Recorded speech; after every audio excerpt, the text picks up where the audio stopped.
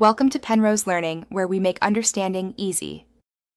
You start by preparing the phone, confirm your Vivo model and Android version so you pick the right iOS emoji pack. Install Z Font from a trusted source and download the matching iOS emoji set. Once done, grant Z Font permission to install fonts and enable third-party fonts in settings. This lets Z Font replace the emoji glyphs.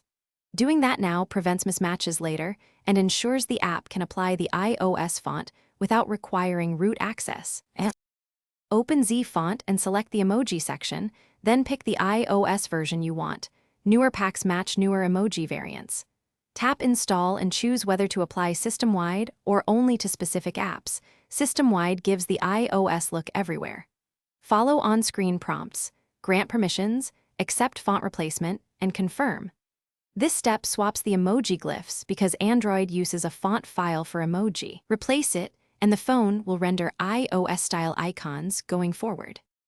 After installation, reboot your Vivo to finalize font replacement and then test emojis in Messages, WhatsApp, and social apps.